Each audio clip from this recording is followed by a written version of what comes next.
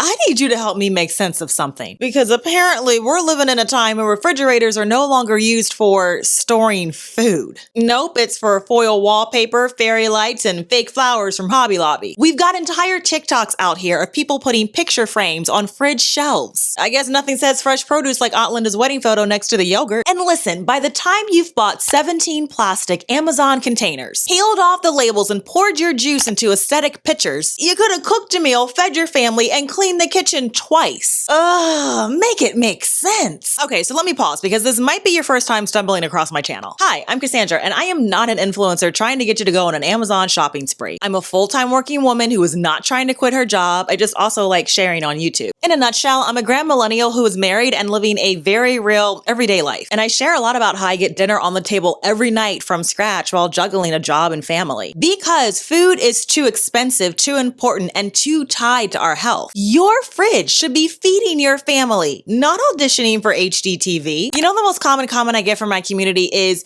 you're real, you're actually living it, and you're showing us solutions that we can actually do in our own kitchens. Yes, ma'am, I am, because it takes one to know one. And ironically, that comment is also followed by, Cassandra, can you please add some links because I'm really bad at that. Y'all know I likely thrifted it or got it secondhand from Facebook Marketplace. So in case you're wondering, that's the lens that I'm bringing to this reaction today. So here's the thing, I wasn't even looking for this kind of content. And I'm not even on TikTok, but you know how YouTube slides you shorts whether or not you ask for them? One of them looped in my feed, and y'all, I sat there in disbelief. And I was like, surely this is parody. Like, no way people are actually wallpapering their fridge or adding fairy lights. And then I realized, oh no, like this is serious. This is a thing. And then it hit me, well, maybe I should do a refresher on why your refrigerator matters. Because on a historical timeline, they've only been in homes for 100 years. And before that, you either had an ice box, you preserved, you canned, you fermented. Because keeping food safe and edible was work. Thus, the whole point of a fridge was to protect your groceries and keep your family fed. This was never meant to be a craft project, a mood board, or a Pinterest starter kit. Can we get real for a minute? Because your fridge is one of the most expensive appliances in your home. And what you put in it normally eats up 25 to 30% of your monthly budget. And it runs 24/7 to protect that investment. So when your fridge stops functioning as a food hub and then becomes a prop, here's what's happening on the other side. You start paying the restaurant markup, and that's anywhere between 150 to 300% anytime you order takeout instead of grabbing a meal from your fridge. And you're losing the skill of cooking with raw ingredients, which means less flexibility and more dependency on processed foods. You're also cutting away from your own resiliency, because if you can't store, prep, or preserve, you're always relying on someone else to feed you. And honestly, it just becomes a big energy waste. The fridge is still running 24/7, but instead of preserving your food, it's preserving string lights and acrylic bins? Okay, so with that perspective in mind, the history, the purpose, the cost, the consequences, you can see why these videos make my jaw drop. So I'm gonna roll a couple of these clips and we're gonna pause for some stop and think moments along the way. Because if your fridge is more of a display case than a dinner plan, that ain't just quirky. That's a recipe for being broke, hungry, and dependent. Let's get into it. And oh, just so you know, this first video is pretty tame compared to what's coming because you gotta ease into this thing. So consider this the warm-up round, breathe in deep. Here we go. Okay, so she's probably just getting back from like BJ's or Costco's. Okay, the 7-Up. Okay, now what, sparkling water, maybe? Yeah. Oh, Sprite and Coke and something else and 2 other something else's. Okay, eggs. I get the eggs.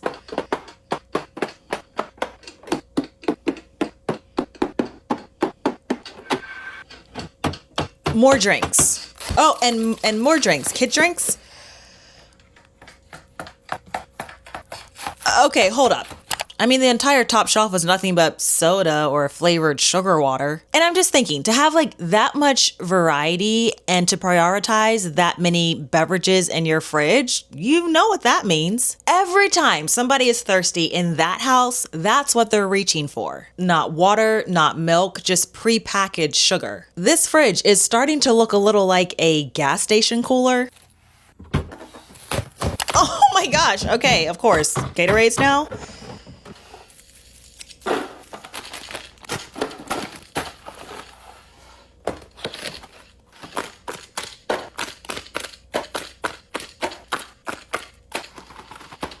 And now we have some yogurts on top of the string cheese and pre-portioned yogurt.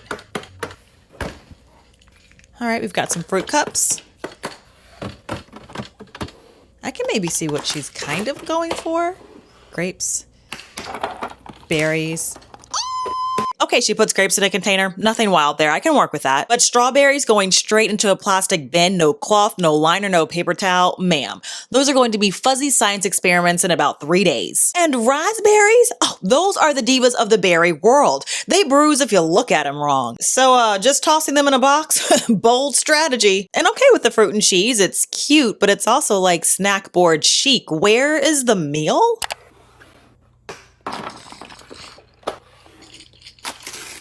Okay, I do see some cucumbers and tomatoes. Now we've got our citrus going in and apples, okay. Cheese from one container to another. Okay, sandwich cheese.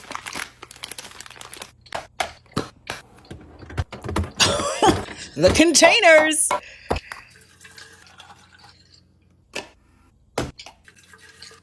Wait, did she finish pouring all of it in there? No. So what's happening with the excess? It's colorful. I'll give you that.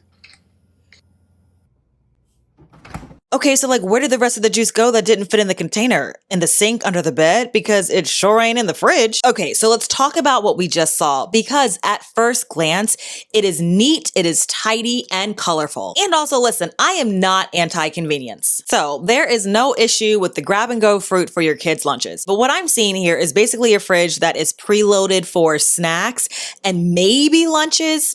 Then that's it. Where is dinner? Where is breakfast? Where are the building blocks of actual meals? Because if you're living like this, you're either cooking almost nothing from scratch or you're supplementing every breakfast and dinner with eating out. And that is the bigger issue. Because once your fridge stops holding meals and only becomes a repository for snacks, you've automatically outsourced 2/3 of your diet. And then let's stop and think. If your fridge is 50% beverages and 0% dinner, how practical is that? And here's also the thing, you don't need 10 different beverages in your fridge to have variety. So here's what we do in my kitchen. In our house, water is still the default drink, not soda. And we have a Berkey pitcher that sits right above the sink. There's almost always a half-gallon pitcher of homemade tea brewed from a couple of tea bags.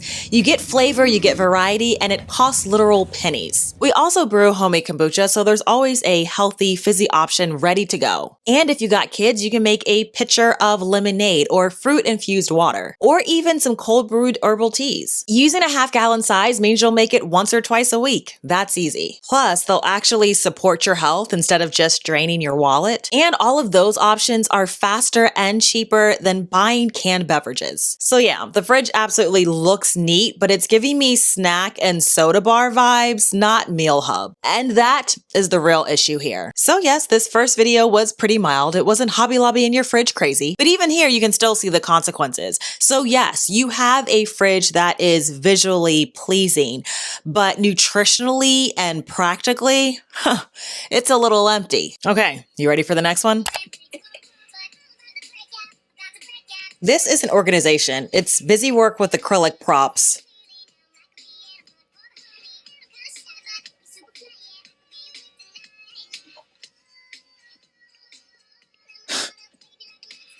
Okay.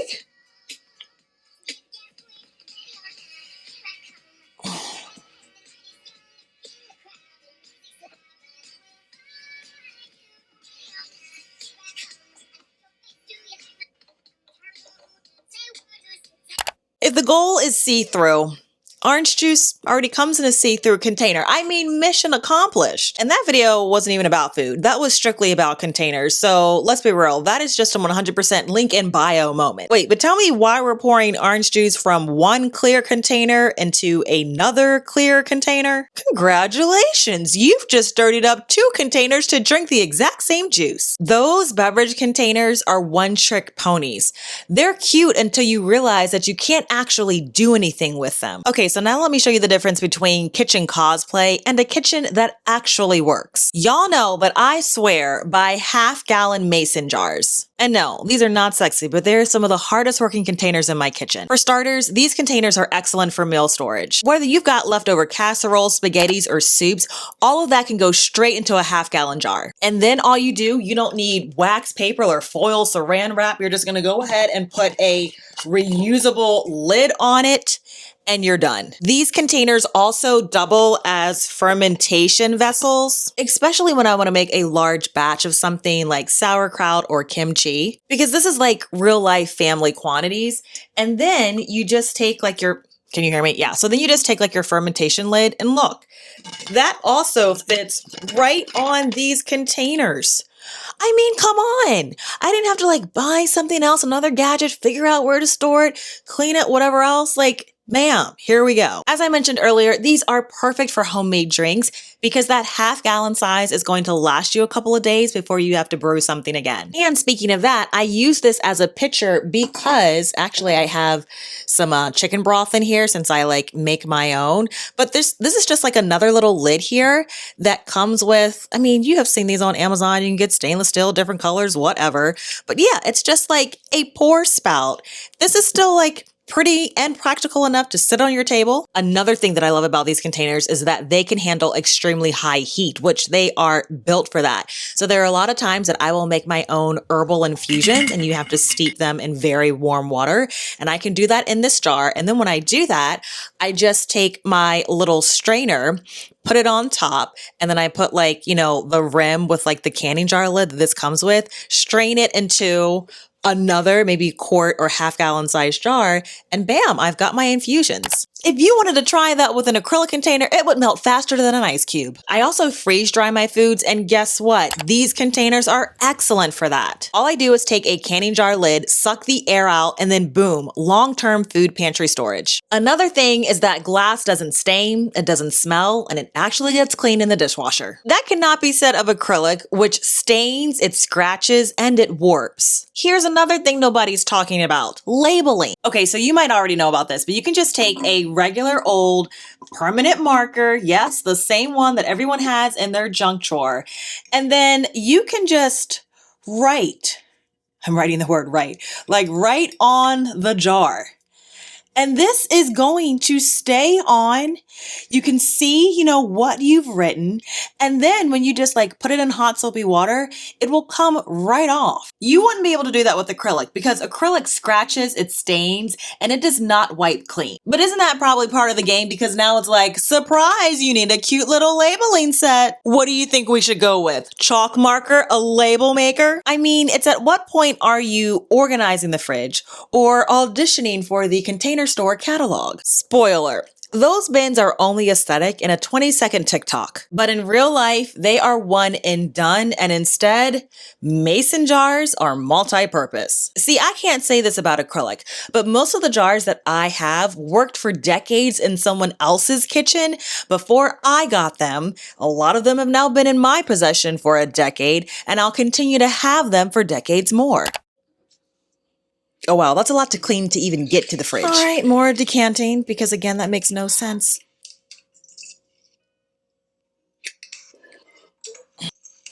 Oh, that's a big no-no. Oh! Okay, but why?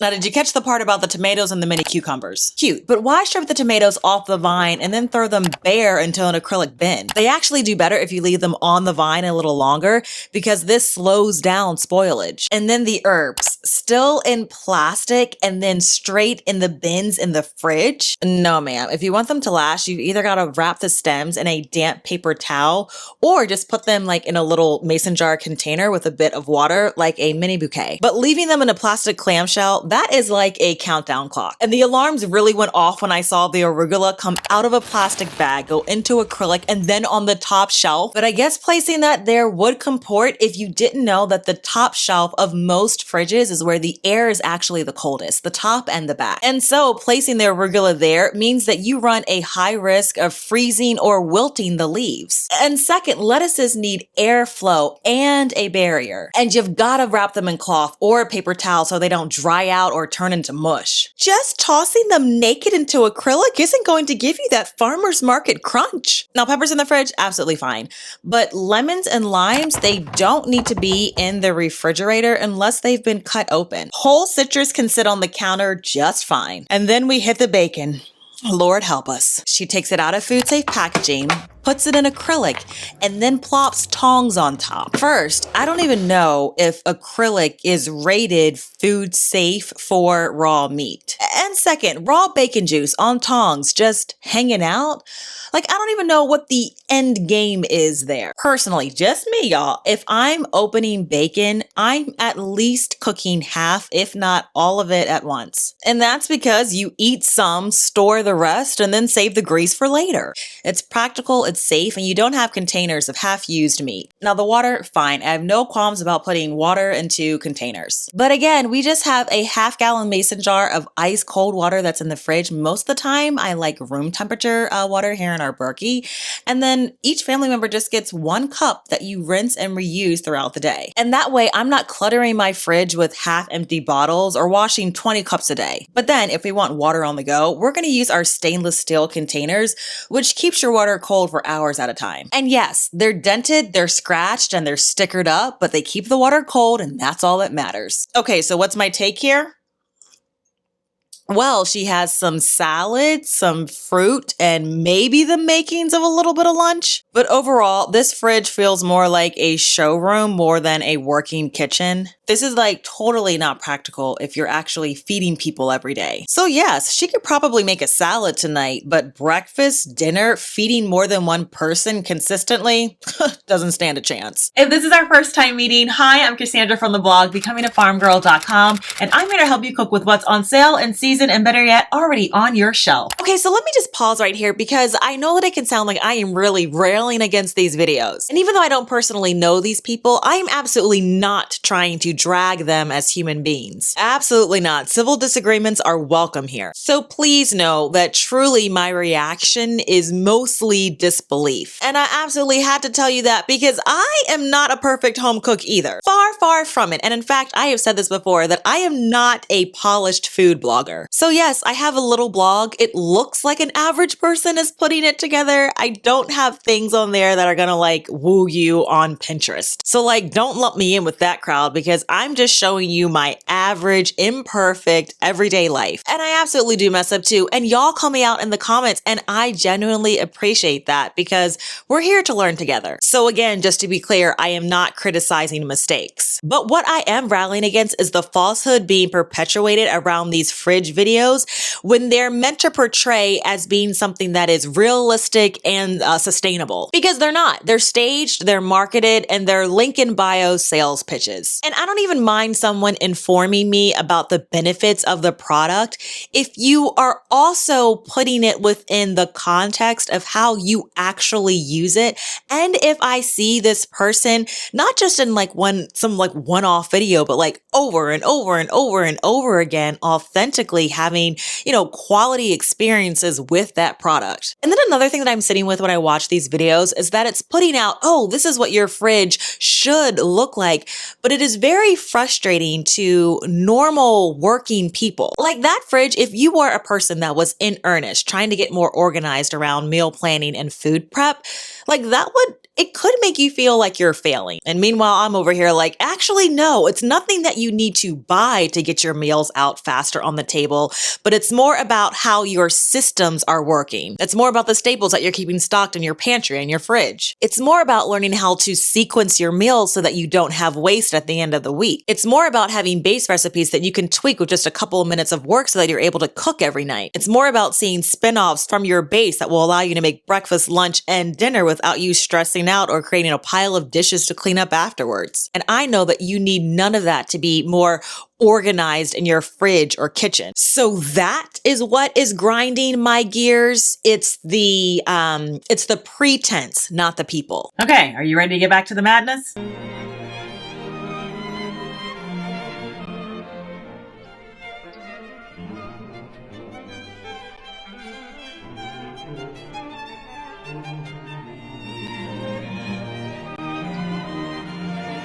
Okay, so let's talk carrots in a glass jar with the lid on because carrots typically need airflow. If not, they're just going to become a soggy little death trap. I also don't really understand Brussels sprouts in an open bowl. So those things are drying out as we speak. And look, I'm trying to lean into some understanding. So the broccoli was in a vase, but without water? But I guess that's because the broccoli isn't supposed to be broccoliing. It's supposed to be cosplaying as roses. And blueberries in a champagne glass looks fancy, but they're going to be fuzzy in about 48 hours. You don't even need to keep onions in your refrigerator unless onions are already like sliced. Yes, then keep them in the fridge. Y'all, oh my goodness, look at this. This is how you should store your onions. Sorry, I'm doing this with like one hand here. So I just keep them on some regular hooks, and then I just have these airflow bags. Like, this is how you want to store your onions. We did not just see food storage. We saw food purgatory. It's all fresh, yes, but there is zero shelf life strategy. If I am ever buying that much produce, half of it is being canned or fermented or frozen, not tossed on a linen backdrop for a still life photo. That fridge is hosting a tea party, not Tuesday night dinner. Those eggs stacked like Jenga are making me really nervous. Picture frames, fake flowers.